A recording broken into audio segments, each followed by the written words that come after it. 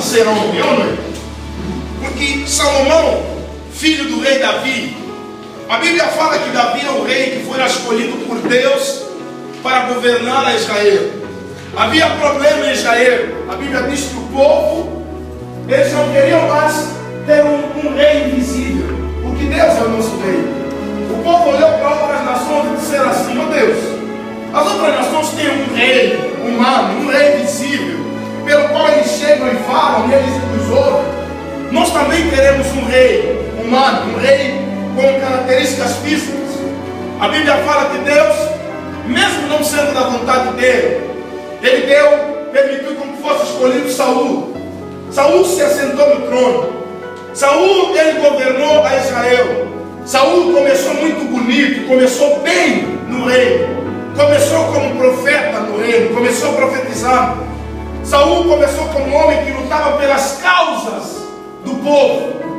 Saul, quando entrou no reino, ele não estava preocupado simplesmente com ele, estava preocupado com o povo.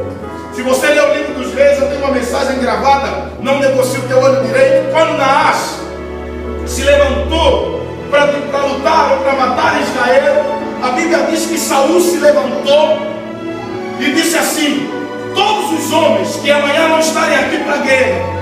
Saul, cheio do Espírito Santo, segurou um boi e partiu o boi pelo meio. Eu não sei onde ele tirou tanta força, mas ele rasgou o boi pelo meio e disse assim: quem amanhã não vir na batalha, vamos fazer assim com o gado dele, assim como eu acabei de fazer com esse boi. A Bíblia diz que Saul havia se levantado em Israel. Saul começou a andar nos caminhos de Deus. Saul começou fazendo a vontade de Deus, até que um dia a soberba, o orgulho começou a entrar no coração de Saul. Saul deixou de ser a mesma pessoa, começou a ser uma pessoa que não buscava mais o interesse de Deus, mas os seus próprios interesses. Saul, quando estava no topo, agora começou a se esquecer de quem o havia chamado, quem o havia colocado no trono de Israel. A Bíblia diz que Saul começou a desobedecer a Deus.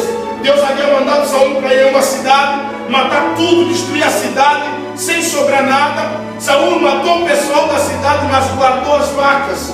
Quando Deus perguntou para ele, na boca do profeta Samuel: e Saul, por que você não matou as vacas? Saul se desculpou e disse: Senhor, as vacas são boas, as vacas são gordas, eu trouxe as vacas para o sacrifício. Quer dizer, ele desobedece a Deus, ainda tem uma desculpa para a sua desobediência. Quando Samuel olha para ele e diz: querido, é melhor obedecer do que sacrificar. A obediência no reino de Deus sempre foi fundamental. E nós continuamos a ler a Bíblia. Saul se desviou, Saul perdeu a visão, e Deus procurou um homem e achou Davi. Saul governou durante 40 anos em Israel, o mesmo período que Davi governou em Israel. Davi foi o rei do povo, Davi foi o homem segundo o coração de Deus. Davi tinha feito muitas coisas, ele teve muitas vitórias e muitas derrotas. E é bem interessante que a Bíblia não esconde as derrotas de Davi. A Bíblia não esconde os fracassos de Davi. Pastor, Davi fracassou e muito. Davi errou mais do que todos nós que estamos aqui. Davi falhou demais. Por causa de Davi, milhares de homens morreram numa batalha. Por causa de Davi, um homem teve que morrer porque Davi se apaixonou, teve uma paixão carnal, um amor erótico pela mulher de um homem. Davi segurou esse homem, colocou ele na frente do combate, e esse homem, sem nenhuma cobertura, acabou de morrer, e ele ficou com a esposa daquele homem. Quem era a esposa daquele homem de Urias? Betseba. Betseba foi uma das mulheres que Davi tomou, recebeu de forma injusta da mão do homem. Betseba teve um filho com Davi, esse filho chegou a óbito, morreu. E a Bíblia fala que depois que Davi casou-se com Betseba, morou com Betseba, ela teve um outro filho, e esse filho recebeu o nome de Salomão. Davi teve muitas vitórias, mas não queria falar de Davi. Eu queria falar do filho de Davi, Salomão. Davi agora está velho, está cansado.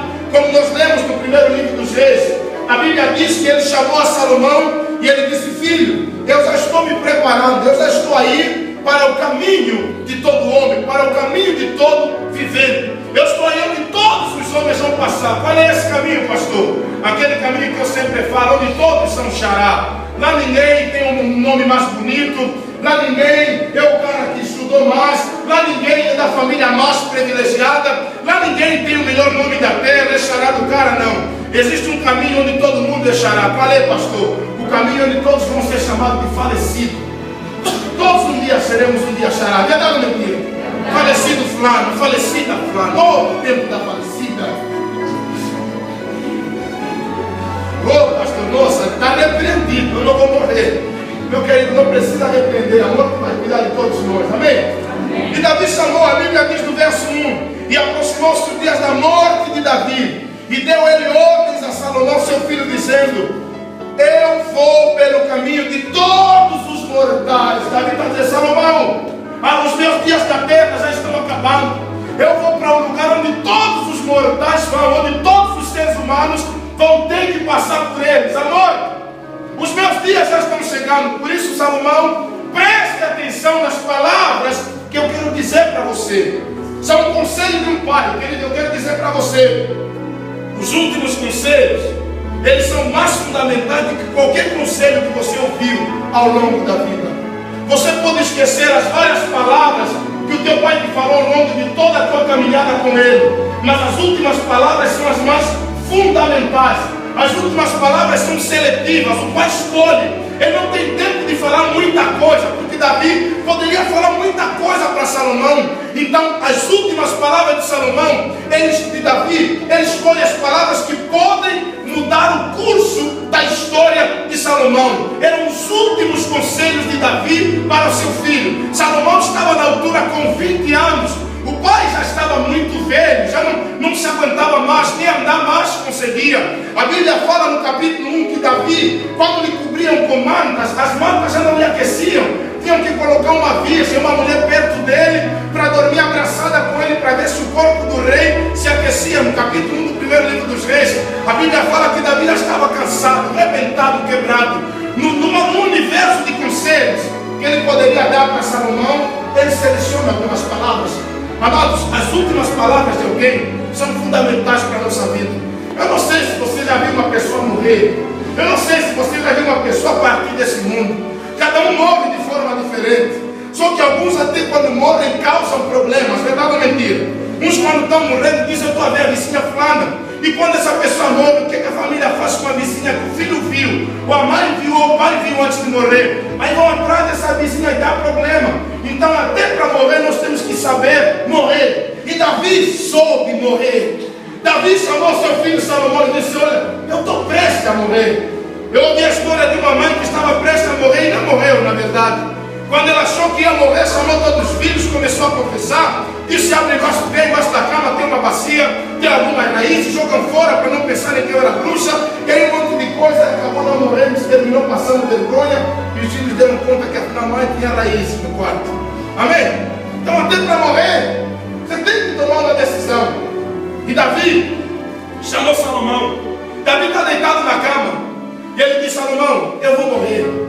Eu vou para o caminho de onde todos os viventes vão passar. Mas eu dou um conselho para você. Salomão, primeiro, seja homem. Seja homem. E eu, quando li esse texto, eu parei. O que Davi queria dizer para Salomão? Ser homem. Será que Salomão estava de vestido? Será que Salomão havia trançado o cabelo? Será que Salomão meteu roupa de mulher? O Davi queria se referir a uma outra coisa, a uma outra condição. E eu comecei a entender, o Espírito Santo de Deus começou a falar no meu coração, que ser homem não é apenas usar calça. Ser homem não é apenas ser o oposto de mulher. Ser homem é além do que fazer filhos, porque alguns pensam que são homens pela quantidade